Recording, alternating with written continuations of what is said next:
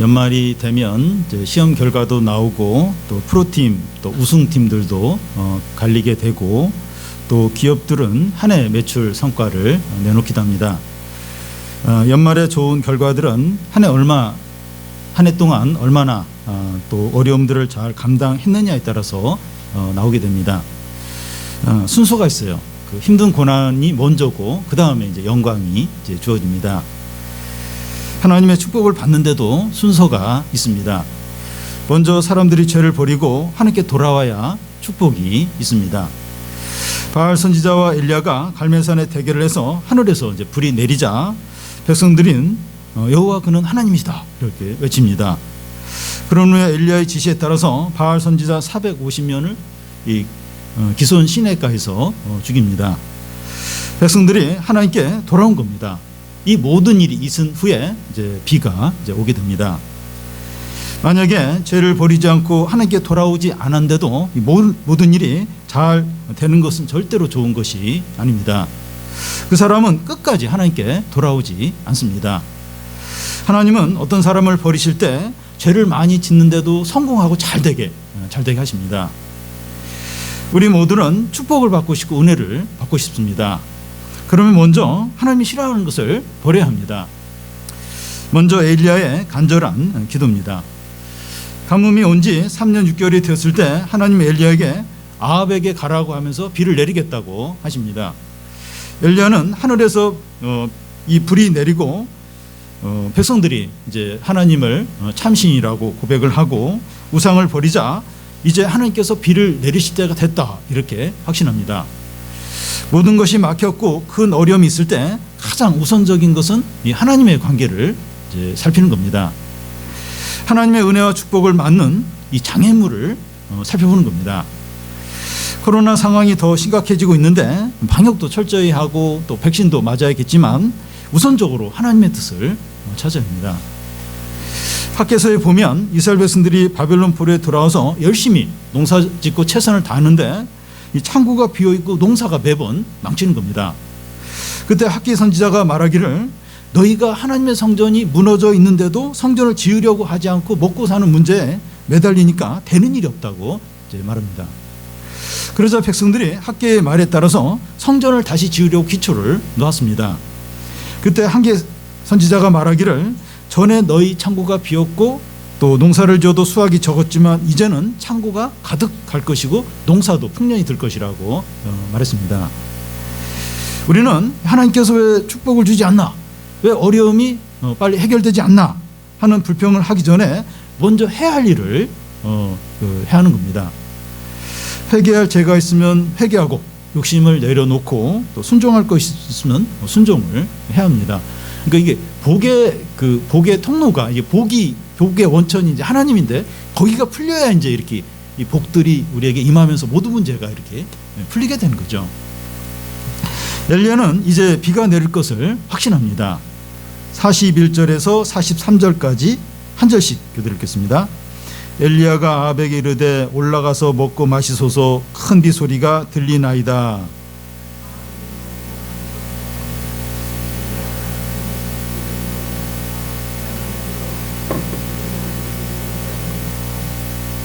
그의 사원에게 이르되 올라가서 바다 쪽을 바라보라. 그가 올라가서 바라보고 말하되 아무것도 없나이다. 이르되 7번까지 다시 가라. 하늘은 맑고 구름 한 점 없습니다. 그런데 엘리야는 큰 비 소리가 들린다고 하면서 아방에게 올라가서 음식을 드시라고 이제 말하는 겁니다.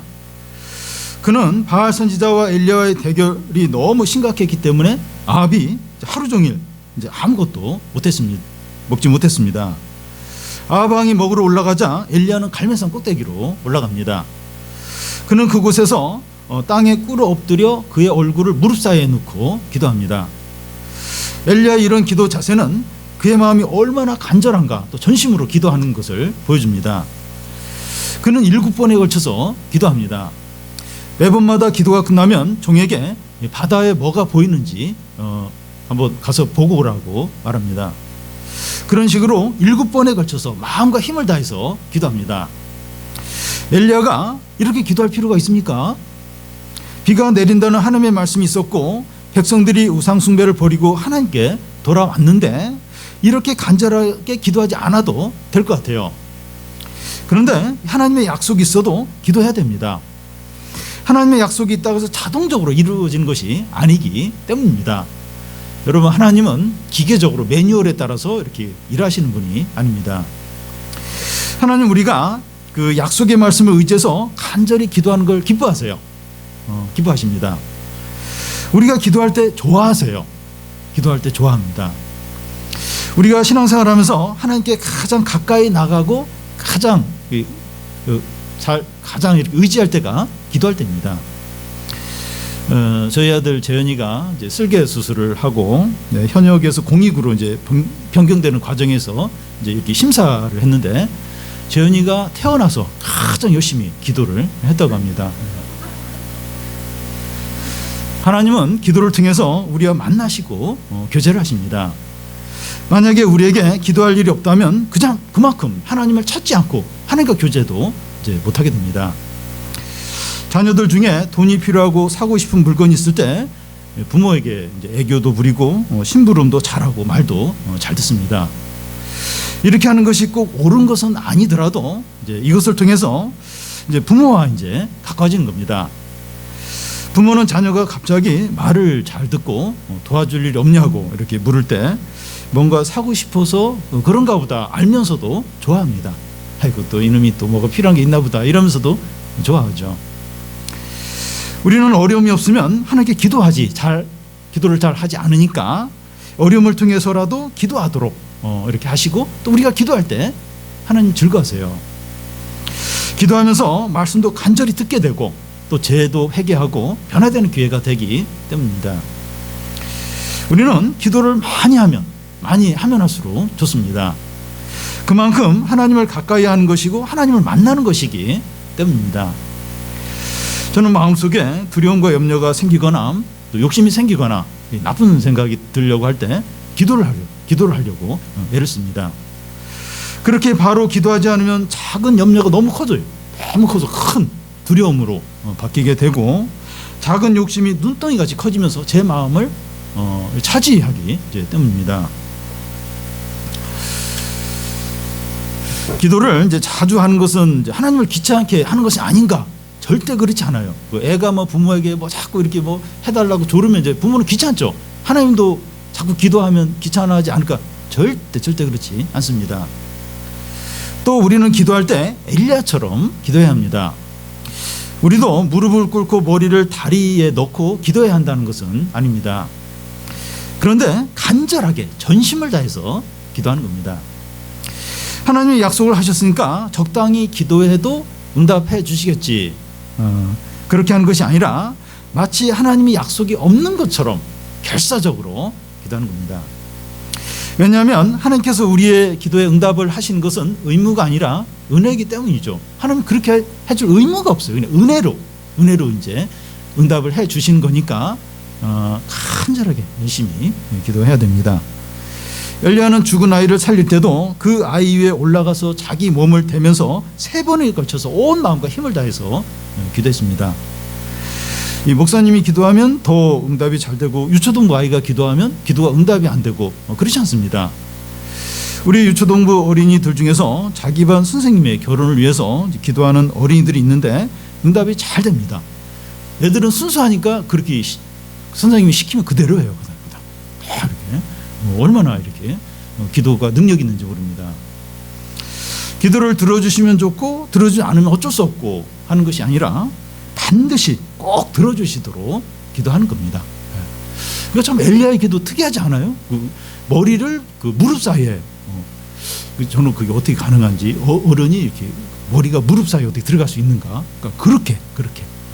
그리고 죽은 아이를 살릴 때도 몸을 이제 이렇게 딱 이렇게 대면서 3번에 걸쳐서, 또 머리를 무릎에 이렇게 여기 넣고선 기도하는 것도 7번에 걸쳐서 아주 결사적으로. 그러니까 이렇게 기도의 사람도 이렇게 이제 간절히 기도하는데 하물며 우리가 적당히 기도하면 이제 안 되죠. 기도할 때 인내하면서 이제 기도해야 합니다. 엘리야는 7번이나 기도했는데 그 7이라고 하는 것은 완전수를 이제 말합니다. 충분하게 기도하라는 거예요. 한두 번 기도하고 응답이 없네, 또 한동안 좀 기도하고 포기하는 것이 아니라 소망을 가지고 끝까지 기도하는 겁니다. 엘리야는 우리와 똑같은 약점과 한계를 가진 자입니다. 그런데 그가 기도할 때 죽은 아이가 살아났어요. 하늘에서 불이 내렸습니다. 3년 동안 비가 오지 않았다가 비가 다시 내렸습니다. 그와 같이 우리가 확신과 소망을 가지고 마음을 다해서 기도할 때 하나님의 응답과 능력과 영광을 보게 됩니다. 야고보 사도는 의인의 강구는 역사하는 힘이 크다고 했어요. 모든 성도들, 우리들은 의인입니다. 의인. 여기에 해당하는 의인이에요. 코로나에 대해서도 기도하는 겁니다. 기도. 코로나에 대해서도 우리가 제사장으로서 기도하는 거예요. 또 이 코로나를 통해서 사람들이 돌아오도록, 또 우리 삶이 변하도록, 그걸 위해서, 또 믿음이 약한 자들이 코로나로 인해서 하나님도 멀어지지 않도록, 그런 거. 이 코로나가 빨리 이렇게 잠잠해지도록 기도하는 겁니다. 우리가 기도를 하기만 하면 강력한 힘이 나타나요. 강력한 힘이 나타납니다. 다음은 손만한 작은 구름입니다. 엘리야는 7번 기도를 하게 되는데 매번마다 그의 종에게 이 바다 쪽을 바라보고 뭔가 이제 보이는 게 있느냐고 이렇게 다녀오도록 그렇게 합니다. 44절, 45절을 한 절씩 교대로 읽겠습니다. 7번에 이르러서는 그가 말하되 바다에서 사람의 손바닥만한 구름이 일어나나이다. 이르되 올라가 아합에게 말하기를 비에 막히지 않도록 마차를 갖추고 내려가소서 하라 하니라.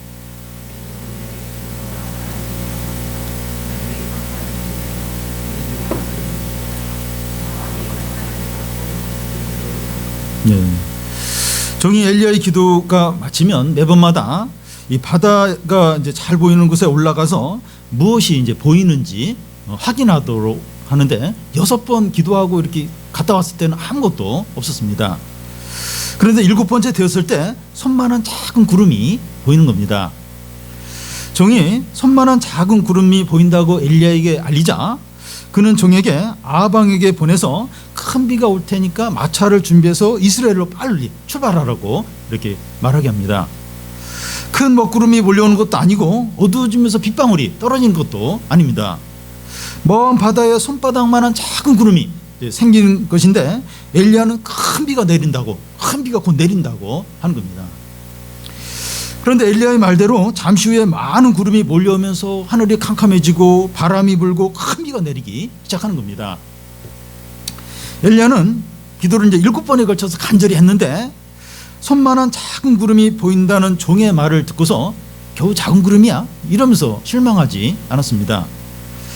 한 편밖에 안 되는 작은 구름을 보고 큰 비가 올 것을 확신했습니다. 엘리야의 기도로 이제 손만한 작은 구름이 생긴 것이 기도응답입니다. 하나님의 일은 이제 처음 시작할 때는 작고 미미합니다. 이 겨자씨 비유처럼 겨자씨는 씨 중에서 가장 작지만 그 씨가 자라서 식물이 이제 되면 식물이 되는데 이제 높이가 3m까지 커요. 새들이 깃들여서 쉴 정도로 그렇게 큰 나무가 이제 됩니다. 하나님 나라가 이와 같다는 거예요.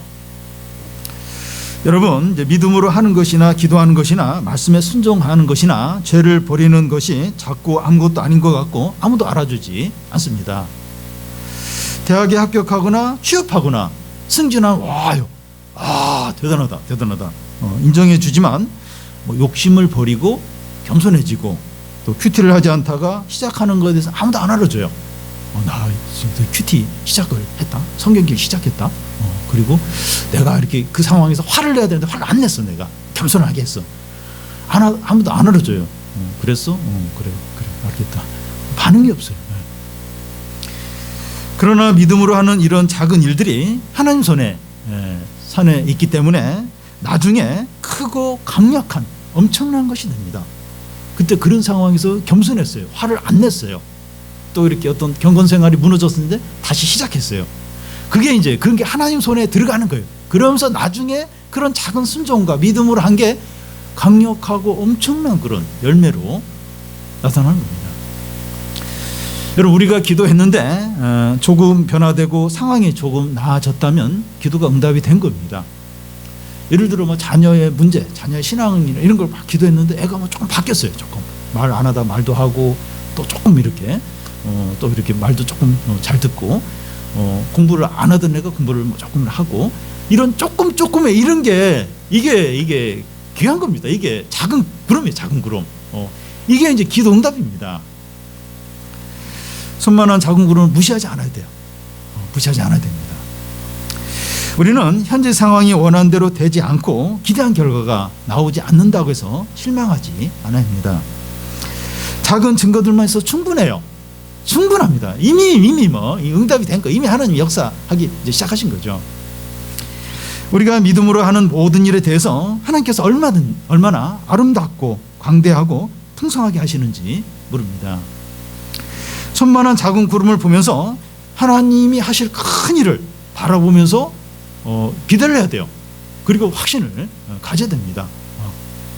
그거 보면서 더 기도하고, 더 인내하고, 더 믿음으로 하고, 그러면 그렇게 돼요. 그렇게 하나님의 광대한 일이 이제 이루어집니다. 마지막으로 엘리야가 아합 왕에게 선대하는 겁니다. 엘리야와 아합은 이제 처음 만났을 때 이스라엘을 괴롭게 하는 자여 너냐 그러자, 또 이스라엘을 괴롭게 하는 자는 내가 아니라 너와 너의 그 가족이다 이렇게 막 하면서, 엘리야와 이 아합이 처음에는 적대 관계였습니다.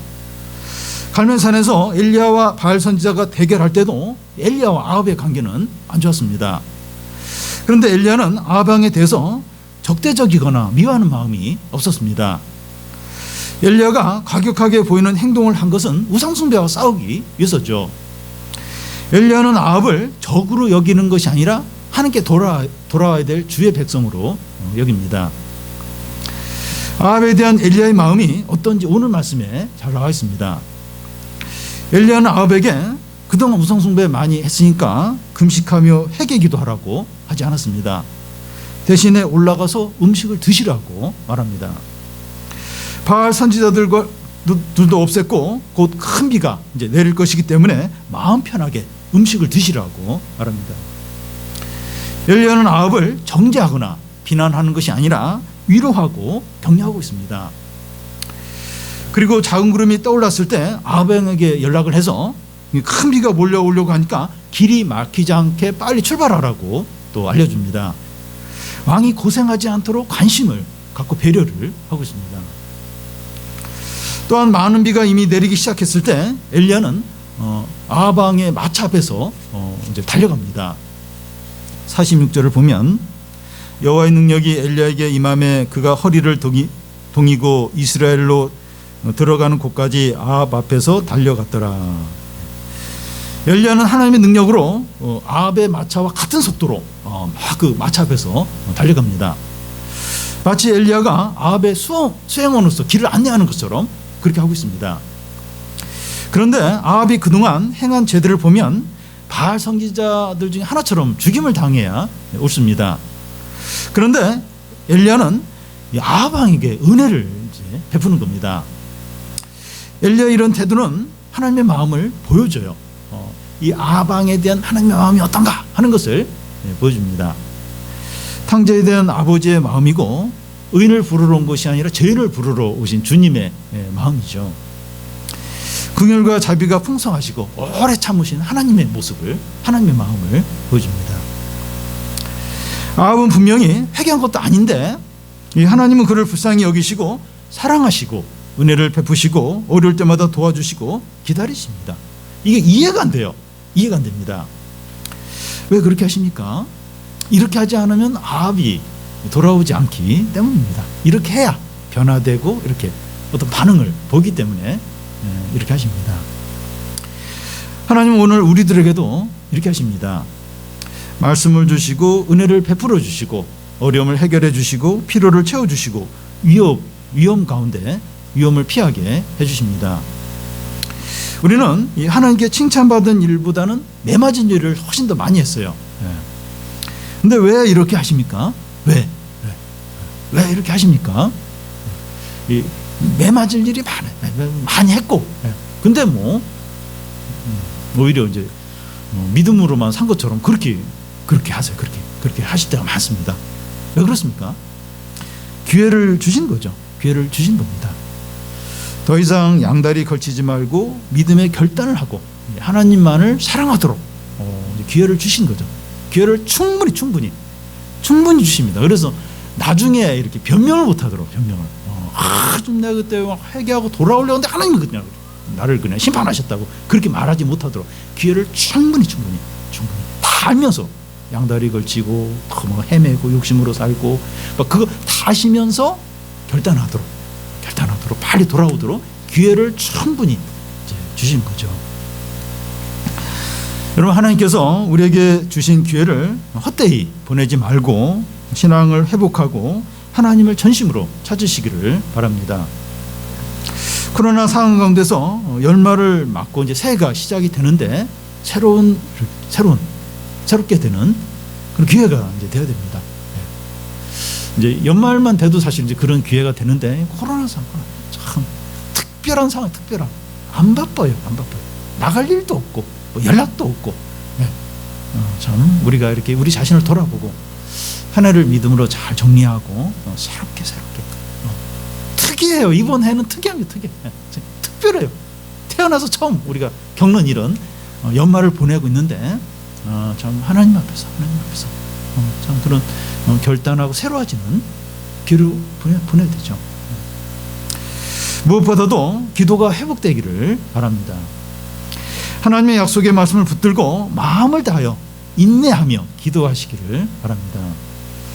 원하는 대로 안 되더라도 손바닥만한 이 작은 구름이 보일 때 하나님께서 하실 일을 더 바라보는 것, 하나님 하실 더 큰 일을 바라보고 계속 기도해서 하나님의 응답과 능력과 부흥을 경험하는 성도들이 되시기를 바랍니다.